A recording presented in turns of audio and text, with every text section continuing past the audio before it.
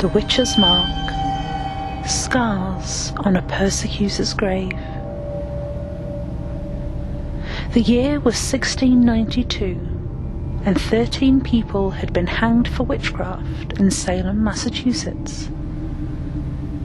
It was a matter of concern for Colonel Bucks of Bucksport, Maine, that his own village should be just as vigilant in stamping out witches. He raised the question repeatedly at town hall meetings. Shortly, his one-man crusade produced a victim. There was a public accusation of a bent and withered old lady who looked every inch a witch. Historians disagree as to her name and age, but one of them calls her Comfort Ainsworth, and is sure she was more than 90 years old. Because of her obvious frailty, the old lady went on trial without torture or pricking with needles to find the witch marks. But the crowds that surged into the courtroom knew her guilt had been predetermined by Colonel Bucks himself, who sat within whispering distance of the magistrate. When witnesses took the stand against her, without exception, they looked to Bucks for approval. One woman said she had heard the old lady muttering something that sounded gibberish. But when she reached home and her ears started bleeding, she knew it had been a curse. A man swore he'd seen a black-garbed figure 10 feet tall, obviously the devil, or one of his henchmen, standing in Comfort's doorway. The jury quickly returned the verdict of guilty, quoting the text, "Thou shalt not suffer a witch to live." The judge denounced Comfort Ainsworth and sentenced her to hang the very next day. No one was prepared for the scene that followed.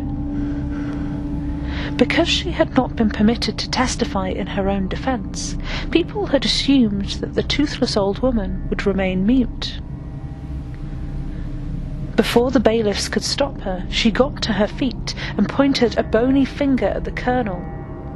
"In all my life," she screamed, "I have cursed no other being.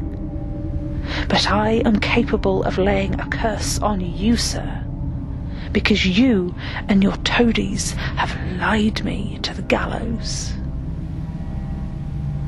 Then mark you this, and mark it well.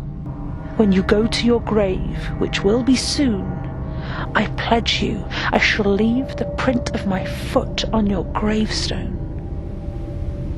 And the print, Colonel Bucks, will be there forever, so that the world can never forget this day."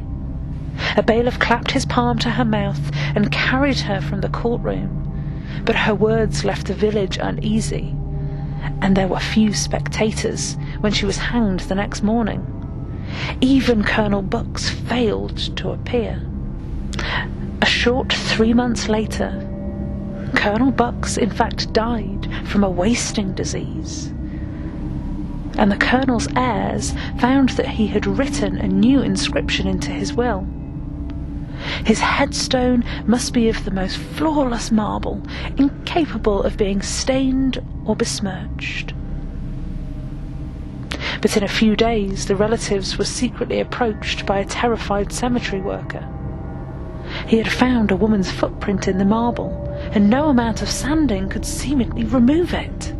A new stonecutter was sworn to absolute secrecy. Working in the dead of night, he cut a marker that was an absolute replica of the first. The old stone was buried secretly and a new one raised.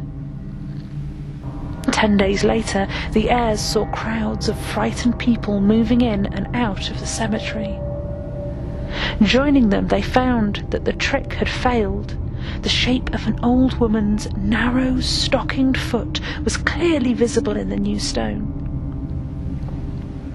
Publicly deploring the phenomenon as an act of graveyard vandalism, an explanation that convinced no one, the heirs had still a more costly headstone hauled to the cemetery. It was raised with no attempt at secrecy. Incredibly, the print of Comfort's bony little foot soon began to take shape in the stone. This time, his discouraged heirs made no effort to replace the marker.